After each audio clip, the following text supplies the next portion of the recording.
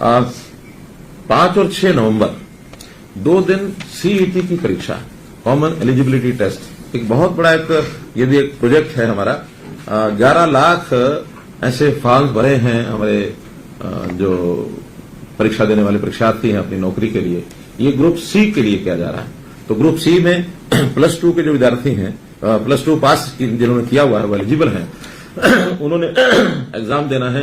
तो 5 और 6 5 और 6 2 दिन।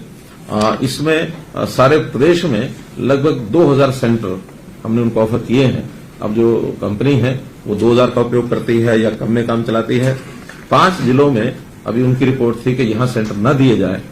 हर कोई अपने अपने हिसाब से सेंटरों को उपयोग करता है। तो 5 जिलों में जैसे दादरी जिला है, झज्जर जिला है, रोहतक जिला है, जींद है एंड नूह है।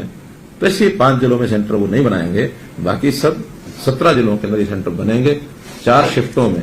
2 शिफ्ट 5 तारीख को, 2 शिफ्ट 6 तारीख को। ये 5 जिले सर कंपनी के कहने पे है या अपनी कोई? हमारा भी उसमें, हमारा भी पुराने, हमारे जो HPSC और हमारे जो स्टाफ सिलेक्शन कमीशन उनकी भी जो रिपोर्ट्स हैं और हमारा स्कूल एजुकेशन बोर्ड उनकी भी रिपोर्ट्स हैं। इन जिलों में नकल के चांसेस ज्यादा होते हैं। एक ही मात्र कारण है और कोई कारण नहीं है। हमने हालांकि ये कहा कि उसमें से जो अच्छे सेंटर्स हैं जो नकल नहीं होती है उनको लगाया जा सकता है, लेकिन इस बार तो अभी पूरा जिला छोड़ा है। अगली बार में हम ऐसे कुछ स्कूलों को छांटेंगे जहां इस प्रकार की प्रवृत्ति नकल की नहीं है।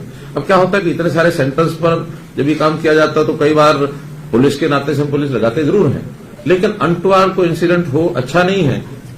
Let us play safely. तो उस नाते से हमको उन जिलों में भी न करके, बाकी हमारे पास हैं सारे सेंटर्स हैं। एक जिले से जो परीक्षार्थी देने वाला है वो दूसरे में या तीसरे में जाकर के देगा। बहुत दूर नहीं ले जाएंगे, आसपास का एडजॉइनिंग या adjoining to adjoin, next adjoining, उसी 2 जिलों में। इसके लिए ट्रांसपोर्ट की व्यवस्था उनका सारा उन्होंने अपना सिस्टम बना लिया हमारे परिवहन विभाग ने, कि सबको ट्रांसपोर्टेशन पर उनका प्रवेश कार्ड दिखा करके जाने की अनुमति होगी। और डिस्ट्रिक्ट टू डिस्ट्रिक्ट रोडवेज की बसें चलेंगी। डीसीज को हमने कह दिया लोकल ट्रांसपोर्ट, चाहे वो स्कूल की बसें भी क्यों ना हो, तो जो नोडल सर्विस है वहां की, क्या उसको बोलते हैं नोडल सर्विस, शटल सर्विस, ये जो सेंटर्स हैं भिन्न भिन्न, तो वहां का डिस्ट्रिक्ट हेडक्वार्टर का जो डिपो है वहां से जहां सेंटर है वहां तक भी बसें वो चले 2 दिन। बल्कि मेरी तो अपील जनता को ये रहेगी कि इस 2 दिनों में 5 और 6 तारीख को ट्रेवलिंग बसों के द्वारा कम से कम करें। इन विद्यार्थियों को, इन परीक्षार्थियों को परेशानी नहीं होनी चाहिए। हर कोई समय पर परीक्षा देने पहुंच जाए। तो ये शिकायत नहीं आनी चाहिए कि कोई अपनी परीक्षा केंद्र पर नहीं पहुंच सका है। पहली बार ये प्रयोग हो रहा है। नहीं, एडमिट कार्ड दिखाएंगे, कोई किराया नहीं दे रहा, ना आगे शटल सर्विस में देना, ना यहाँ देना। और कंपनी ने यह कहा कि उसका रिजल्ट वो 1-1.5 महीने के अंदर अंदर वो दे देंगे। अर्थात अपेक्षा है कि 15 दिसंबर तक वो इसका रिजल्ट दे दें। और 15 दिसंबर के बाद फिर जो पोस्ट वाइज इनमें से किस पोस्ट पर किसको अपना अप्लाई करना है वो एडवर्टाइजमेंट निकलेगी।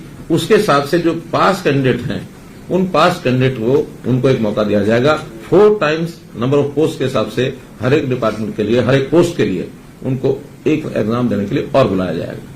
तो उस एग्जाम में उन लोगों के पास करने के बाद फिर उनकी सिलेक्शन फाइनल हो जाएगी, नो इंटरव्यू। इसके बाद ग्रुप डी का भी ये सारी प्रोसेस होने के बाद लगभग 6 महीने इस प्रोसेस में लग जाएंगे। फिर ग्रुप डी का एक और एग्जाम इसी प्रकार से लिया जाएगा। उसमें कोई दूसरा एग्जाम नहीं होगा, केवल मेरिट के आधार पर जो प्रायोरिटी उन्होंने डिपार्टमेंट की दी हुई होगी उस डिपार्टमेंट की प्रायोरिटी के हिसाब से जो ऊपर के जो मेरिट के टॉप के जो लोग हैं as per number of seats उनको सिलेक्शन कार्ड दे दिया जाएगा। इस प्रकार का ये कार्यक्रम। लेकिन हम प्रदेश के लिए भर्ती होंगी सर। हाँ जी, इसमें जो लॉकडाउन बच्चे इसमें लेंगे, हाँ, उसमें कितनी भर्ती हमारे प्रदेश के बच्चों के लिए? नहीं, ऐसा कोई इसमें कोई वो रिजर्वेशन नहीं है। हाँ, ऐसा नहीं है। जो जिन्होंने फार्म भर दिए हैं, 11 लाख ने फार्म भरे हैं। हाँ, तो 11 लाख से ऊपर लोगों ने फार्म भरे हैं और उसमें जो हाईएस्ट मार्क्स के होंगे उन हाईएस्ट मार्क्स के लोगों को अगले जो नंबर ऑफ सीट्स होंगी उन सीट्स के हिसाब से उनसे फिर वो एक ऑप्शन ली जाएंगी और उस ऑप्शन में जो आएंगे जितनी सीटें हैं 4 टाइम्स का उसमें एग्जाम लिया जाएगा। ये तो हमारा ग्रुप सी का हो, ग्रुप डी का हम अगले साल लेंगे 6 महीने बाद। हमने ये भी कहते हैं ग्रुप सी का सीईटी भी हर साल होगा। हाँ, हर साल होगा, ये भी हर साल होगा, वो भी हर साल होगा, लेकिन 2 बार होगा। अब इसमें इस बार पहले ग्रुप सी का कर रहे हैं, बाद में डी का करेंगे।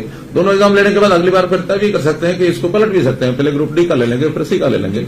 लेकिन अब सी वालों में जो +2 होते हैं वो सभी भरते हैं, और सी वाले में तो दोनों भर सकते हैं, दोनों +2 के भर सकते हैं। डी में दोनों भर सकते हैं, डी में तो 10वीं पास भी होगा और +2 भी होगा और उससे ऊपर के भी सब लोग होंगे।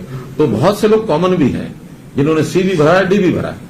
तो आज जो सी वाले हैं वो तो सब जाएंगे, बाद में जो डी वाले हैं उन्हीं का एग्जाम उसमें भी दिया जाएगा। सर, ग्रुप सी में इंटरव्यू होगा? नहीं, इंटरव्यू नहीं होगा, न सी में होगा न डी में होगा।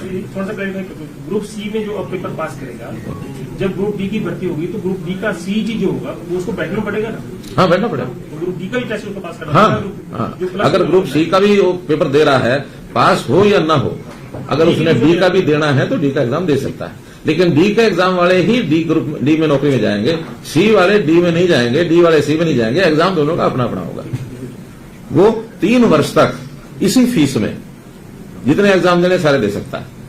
किसी ने इंप्रूव भी करना है, मानो इस बार नहीं वो पास हो सका या उसके अंक कम रह गए, 4 टाइम्स में भी उसकी बारी अगले एग्जाम उसके लिए पोस्ट के लिए नहीं आई, if he wants to improve it तो इम्प्रूव कर सकता है। 3 साल 3 साल के बाद अगर फिर कोई देना चाहेगा तो उसको दोबारा से अपना फॉर्म भर के फीस देनी पड़ेगी। 3 चांस मिलेंगे, मतलब 3 चांस मिलेंगे। 3 चांस नहीं, 3 ग्रुप डी के, 3 ग्रुप सी के, हाँ जो भी, और उसके बाद इम्प्रूवमेंट के, वो चाहे हर 6 महीने बैठता रहे। सर, इसमें रिजर्वेशन रहेगी जो हाँ, इसमें स्टेट की नहीं है, लेकिन बाकी रिजर्वेशन जितनी भी हैं वो सब होंगी। SC की है, BC की है, या वो जो हमारे स्पोर्ट्स कोटा है, सबकी मेरिट अलग वो अलग अलग।